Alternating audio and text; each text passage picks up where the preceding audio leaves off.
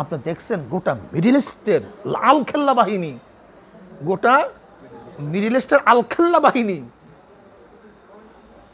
ওই জাতিসংঘে কোনো বক্তব্য দিতে পারে না। কলিজা নাই তো, ইমান নাই তো, ওতে ইমান সব নষ্ট হয়ে গেছে। ওই আলখেল্লার গোষ্ঠী ইহুদিদের তাবেদারি করতে করতে ওদের প্রসাব, ওদের ময়রা চারটে চারটে, ওদের ইমান ধ্বংস হয়ে গেছে। আলখেল্লার গোষ্ঠী, আলখেল্লার গোষ্ঠী আছে আলখাল্লা, আর ইসলামের 12টা বাজাইতেছে আলখাল্লার গোষ্ঠী। কথার মধ্যে রোগ নেই, আকর্ষণ নেই, জজবা নেই, নতুনত্ব বলতে কিচ্ছু নেই, সবসময় ওদের সামনে মাথা নত করে থাকে, মাথা নত করে থাকে আলখাল্লার গোষ্ঠী। আর দেখছেন জাতিসংঘে অনেকে বক্তৃতা করছে যা চিন্তাও করা যায় না। শুরু হয়ে গেছে, শুরু হয়ে গেছে। মনে হয় জাতিসংঘ সৃষ্টি হওয়ার পর থেকে আজ পর্যন্ত এরকম জোরে সোরে কেউ বক্তৃতা করতে পারেন ইসলামের পক্ষে। শুরু হয়ে গেছে। আর আলখাল্লার গোষ্ঠী, ইহুদিদের মুত খাওয়ার গোষ্ঠী, ওদের মূত্র চোষণের গোষ্ঠীগুলি বাস চুপচাপ বসে থাকে, চুপচাপ বসে থাকে। মিয়া বাঁচবেন বাঘের মতো একদিন বাঁচবেন, বাঁচবেন সিংহের মতো একদিন বাঁচবেন, শিয়ালের মতো 1000 বছর বেঁচে থাকার কোনো আশাই আমাদের মধ্যে নেই। দুরূদ শরীফ আল্লাহুম্মা সাল্লি আলা সাল্লাল্লাহু আলাইহি ওয়া আলা আলিহি ওয়া সাল্লাম। আমাদের কেন্দ্রীয় নেতা জনাব সাইফুল ইসলাম সাহেব দামাত বারকাতুল আলিয়া এইমাত্র বয়ান করছেন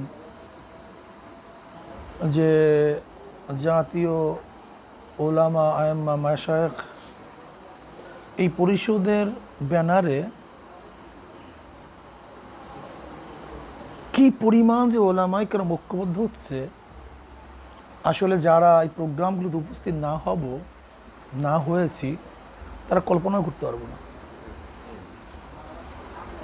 গতকালকে আমার মাহফিল ছিল নাটোরে, তার আগের দিন ছিল বগুড়ায়। তা গতকালকে দুপুরে ওলামা হজরতদেরকে নিয়ে শেরপুরে একটা এরকম সম্মেলন করলাম। শেরপুর অঞ্চলের উল্লেখ কোনো এমন ওলামা একরাম ছিল না যারা আসে নাই। তারপরে তার আগে মাহফিল করলাম, ওলামা সম্মেলন করলাম আপনার ওই সিরাজগঞ্জ। এরপর ওলামা সম্মেলন উত্তরবঙ্গের বিভিন্ন জায়গাতে।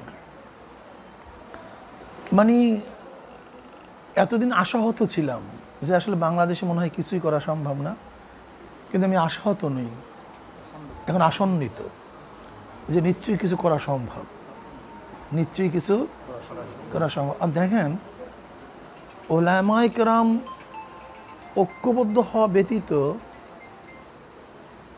কমপক্ষে দ্বীনের কোনো খেদমত আঞ্জাম দেওয়া সম্ভব না, ইসলামের কোনো খেদমত আঞ্জাম দেওয়া সম্ভব না। আসলে দ্বীনের সাথে ইসলামের সাথে ওতপ্রোত জড়িত ওলামায়ে কেরাম। আল্লাহ আলা তাইয়ুন, আপনি যেই প্রকার যেখানেই হোক না কেন দ্বীনের কাজ ওলামায়ে কেরাম ব্যতীত করা আদৌ সম্ভব না। কলেমা পড়েন, নামাজ পড়েন, রোজা রাখেন, উজুর মাসআলা শিখেন, পারিবারিক জিন্দিগির মাসআলা আপনি জানার চেষ্টা করেন, আপনি জানাজা দোয়া, আপনার মসজিদের ইমাম খতিব, দ্বীনের মাসলা মাসায়েল, দ্বীন সংক্রান্ত বিষয় ওলামায়ে কেরামের সাথে সম্পৃক্ত। তা যাদের সাথে দ্বীনের সম্পৃক্ত তারাই যদি এখানে অংশগ্রহণ না করে সেই কাজটা হবে কীভাবে? আমাকে বলেন তো, কাজটা হবে কীভাবে? কিন্তু ওলামায়ে কেরাম আপনি কি দেখছেন যে আমরা বাংলাদেশে কী অবস্থায় আছি? আসলে লজ্জায় মাথা নত হয়ে যায়, দুঃখে কলেজা ফেটে যায়। তাহলে কেন? আজকে বাংলাদেশে কার্ল মার্কসের আলোচনা হবে, কোনো বাধা নেই। মাওসুদের আলোচনা হবে, কোনো আপত্তি নেই। সক্রেটিসের আলোচনা হবে, প্রতিষ্ঠিত হবে আদর্শ, নির্বিঘ্নে করতে পারবেন। অ্যারিস্টটলের আদর্শ বাস্তবায়ন করার জন্য জীবন দিলেও আপনাকে কেউ মন্দ বলবে না। প্লেটোর আদর্শ বাস্তবায়ন করার জন্য আপনি হাজারো চেষ্টা করেন, বাহবা কামাবেন। আপনি যদি মন্টেস্কো এবং লকের আদর্শ বাস্তবায়ন করার জন্য চেষ্টা করেন, সবাই ওয়েলকাম জানাবে। আপনি যদি কার্ল মার্কস মাওসুনের আদর্শ বাস্তবায়ন করার চেষ্টা করেন, পেপারের বড় ফিচার হিসাবে সামনে আপনার বক্তব্য চলে আসবে। অথচ 92% মুসলমানদের দেশে সরদার দো আলম সৈয়দুল আম্বিয়া মুহাম্মদ আরবি আলাইহিস সালাতু ওয়াস সালাম আদর্শ বাস্তবায়নের কথা বলেন, আপনাকে গ্রেপ্তার হতে হবে, আপনাকে লাঞ্ছিত হতে হবে, আপনাকে অপমানিত হতে হবে, আপনার মুখকে তালাবদ্ধ করা হবে, আপনার মঞ্চকে ভেঙে দেওয়া হবে, আপনাকে জেলের মধ্যে আবদ্ধ করা হবে, আপনাকে ফাঁসিতে ঝুলানো হবে। সহ্য করা যায় না, সহ্য করার মতো না। যেখানে গোটা দুনিয়ার সেকুলারিজম বলেন, ক্যাপিটালিজম বলেন, কমিউনিজম বলেন, ডেমোক্রেসি বলেন, সোশ্যালিজম বলেন, সব কিছু আদর্শ বাস্তবায়ন করার চেষ্টা করলে আপনি বাহ বাহ কুড়াবেন, কিন্তু মদিনাওয়ালার আদর্শ বাস্তবায়ন করতে গেলেই আপনাকে জিল্লাতি হতে হবে, অপমানিত হতে হবে। সহ্য করা যায় না, সহ্য করা যায় না। উলামায়ে কেরাম, আপনি সুন্নাত বলতে কি বুঝেন? শুধু খানার দস্তারখানের সুন্নাত, শুধু বাথরুমে যাওয়ার সুন্নাত, শুধু ঘুমাবার সুন্নাত, শুধু মেসওয়াকের সুন্নাত, শুধু টুপির সুন্নাত, শুধু পোশাকের সুন্নাত? এই কি আমার নবীর সুন্নাত সীমাবদ্ধ? তা ম্যাজিস্ট্রেট করে সুন্নাত আদায় করবে কে? জজ কোর্টের সুন্নাত পালন করবে কে? হাইকোর্ট কোন সুন্নাত অনুযায়ী চলবে? সুপ্রিম কোর্টে কোন সুন্নাতের আইন বাস্তবায়ন হবে? সংসদে কোন সুন্নাত জারি হবে? আমাকে বলেন, আমাকে বলেন। কেউ শুধু দেশের মধ্যে সুন্নাত কায়েম করতে চায়, নিজের মধ্যে সুন্নাত কায়েম করতে চায় না। আর কেউ শুধু নিজের মধ্যে সুন্নাত কায়েম করতে চায়, প্রতিষ্ঠিত করতে চায়, দেশের মধ্যে করতে উভয় গলত, উভয় গলত। আমাদের তো সুন্নাত বাস্তবায়ন করতে হবে জিন্দার থেকে মৃত্যু পর্যন্ত, সব জায়গায়, সব সেক্টরে, সব জায়গাতে। আমার খানা হবে সুন্নাত অনুযায়ী, ঘুম হবে সুন্নাত অনুযায়ী, আমার ম্যাজিস্ট্রেট কোর্ট চলবে সুন্নাত অনুযায়ী, জজ কোর্ট চলবে সুন্নাত অনুযায়ী, হাইকোর্ট চলবে, সুপ্রিম কোর্ট চলবে, সংসদ চলবে। ওলামায়ে কেরাম, আমরা কত না মানুষ, কত না লকব লাগায় ফেলাইস, এ সুন্নাতের জিন্দাকারী, অমুককারী, তমুককারী। যদি প্রশ্ন করি, হুজুর আপনি এই মতো সুন্নাতের জিন্দা করতে আমার এখানে আসছেন, রাস্তা দিয়ে আসছেন, কোন দিক থেকে আসছেন? যদি প্রশ্ন করি, সে কি বলবে? কোন দিক থেকে আসছি? গাড়ি চালাই ডান দিক থেকে আসছেন গাড়িতে, না? কোন দিক থেকে আসছেন আপনারা? তা সুন্নাত কোনটা পারলেন না কেন? যদি হুজুরকে প্রশ্ন করেন, আপনি ইয়া সুন্নাতকে জিন্দা করতেছেন, এই সুন্নাতের আলোচনা তো একদিন করলেন না, যে ডান দিক গাড়ি চালা সুন্নাত, কাজে সুন্নাত আমাকে বাস্তবায়ন করতে হবে, একদিন তো করলেন না ঘটনা। তখন হুজুর বললেন, এই দেখবেন এই বাহানা শুরু করবে, কারণ রাস্তায় ডাইন দিকে সুন্নাত কায়েম করার জন্য তোমাকে ক্ষমতায় যেতে হবে, তাহলে তোমাকে ক্ষমতায় যেতে হবে, তোমাকে মদিনাওয়ালা শাসক হতে হবে। নবীর পরিচয় আমরা অনেকেই জানি না, সমস্যা এখানে। এটা আফসোসের বিষয় যে আমাদের দেশে মুসলমান নামাজ পড়ে, রোজা রাখে, যদি নবীর আদর্শের কথা বলি তখন ক্ষিপ্ত হয়ে যায়। কত বড় মুনাফিক দেখছেন? ওর মুনাফিকের অবস্থা দেখছেন? ও কত বড় মুনাফিক, কত বড় জালেম। ও কার্ল মার্কসকে ভালোবাসে, মাওসুতুনকে ভালোবাসে, আব্রাহাম লিঙ্কনকে ভালোবাসে। যখন মদিনাওয়ালার কথা বলি, ওর ভুরু কানা হয়ে যায়, ওর চক্ষু নিবু নিবু হয়ে যায়, ওর অন্তরের মধ্যে জ্বালা সৃষ্টি হয়ে যায়। ওটা আস্তা মুনাফিক। কি কথা ঠিক না? দুঃখ, কষ্ট অনেক অন্তরের মধ্যে, যে 92% মুসলমানের দেশের মধ্যে ইহুদি, খ্রিস্টান, বেঈমান, কাফের, মুনাফিক সবার আদর্শ নিয়ে আলোচনা হবে। শুধু কার আদর্শের বাধা? মদিনাওয়ালা, শুধু মদিনাওয়ালা। মদিনাওয়ালার আদর্শ এখানে জারি করা যাবে না। আর ওলামায়ে কেরাম কি গর্বের সাথে চলি, কি দাম্ভিকতার সাথে চলি। শোনেন, বর্তমান বাংলাদেশে চরমনের মুরিদের অভাব নেই নাকি? কম না বেশি ভাই চরমনের মুরিদ? অনেক মুরিদ। এরপরে আমরা মনে করি কিছুই না। এখন পর্যন্ত কিছু না, এখন পর্যন্ত কিছু না, এখন পর্যন্ত কিছু না।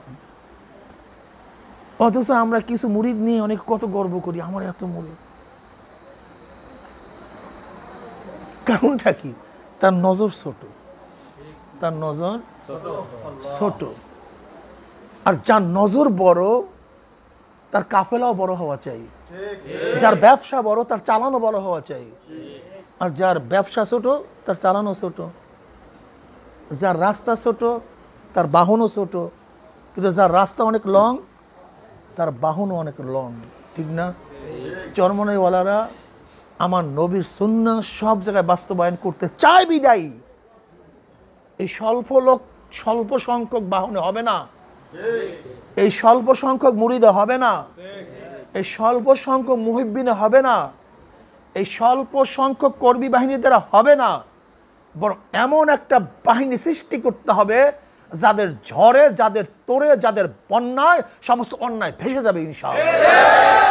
এর জন্য আমাদের প্রয়োজন, নয়তো শুধু পীর মুরিদি করার জন্য আমাদের একটা জেলায়, চরমনের একটা জেলায় যে মুরিদ আছে এর চেয়ে বেশি লাগে না। শুধু পীর মুরিদি করার জন্য যেমন কুড়িগ্রাম যে আমাদের চরমনায় নমুনায় মাহফিল হয়, সে মাহফিল দেখলেই তো আশ্চর্য হয়ে যাবেন। সে মাহফিল দেখলেই তো আশ্চর্য হয়ে যাবেন। বাংলাদেশের কোনো পীরের দরবারে আমাদের চরমনায় শুধু কুড়িগ্রামে যে মানুষ হয়, আমাদের জানা মতে বাংলাদেশের কোনো দরবারে এই পরিমাণে মানুষ হয় না। কাজে পীর মুরিদি করার জন্য আমাদের এত মুরিদের দরকার নেই, এত দিয়ে করবো কি কন?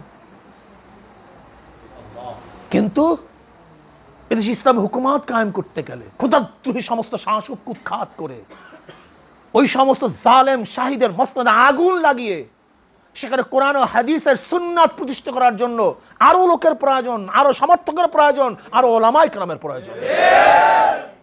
এর জন্য দরকার ওলামায়ে কেরামের প্ল্যাটফর্ম, অন্য কিছুর জন্য নয়। এর জন্য আমি ওলামায়ে কেরামকে বলবো, দেরি না করি, আজকের থেকেই ইনশাআল্লাহ আমরা কাজটা শুরু করি। এই কাজটা শুরু করে দিই, আমার নবীর প্রত্যেকটা সুন্নাতকে বাস্তবায়ন করার জন্য চেষ্টা করি।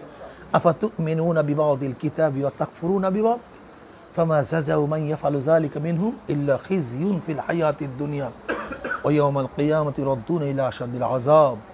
আপনি দেখছেন গোটা মিডল ইস্টের লাল খেল্লা বাহিনী, গোটা মিডল ইস্টের আলখাল্লা বাহিনী ওই জাতিসংঘে কোনো বক্তব্য দিতে পারে না।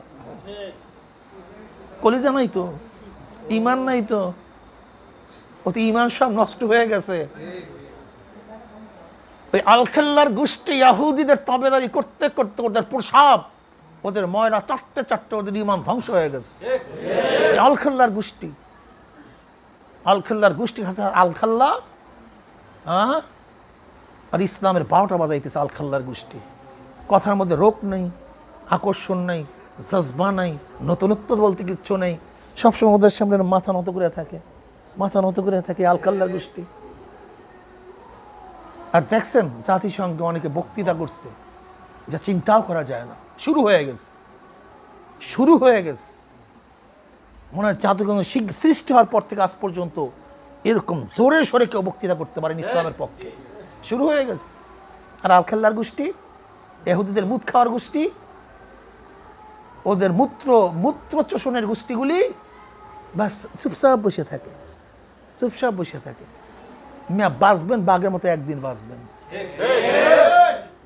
সিংহের মতো একদিন বাঁচবেন, শিয়ালের মতো 1000 বছর বেঁচে থাকার কোনো আশাই আমাদের মধ্যে নেই। কাজী ওলামায়ে কেরামকে বলবো, আসুন আমরা সম্মিলিতভাবে এই ওলামা পরিষদে আসবো। জাতীয় ওলামা মাশায়েখ আইম্মা পরিষদের রাজবাড়ী জেলা শাখার আলহামদুলিল্লাহ সভাপতি জনাব মাওলানা আমিনুল ইসলাম সাহেব,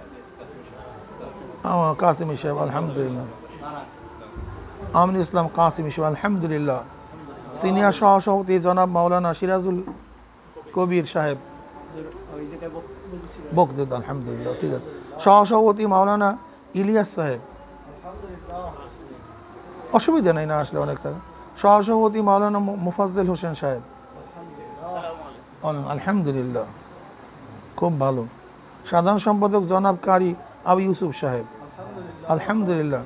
যুগ্ম সাধারণ সম্পাদক মুফতি শামসুল হুদা সাহেব, আলহামদুলিল্লাহ। সহ সাধারণ সম্পাদক মাওলানা আবুল হাসান সাহেব, আলহামদুলিল্লাহ, খুব ভালো। সাধারণ সম্পাদক ইনশাআল্লাহ। আর বাকি কমিটি গঠন করে দেবেন ইনশাআল্লাহ।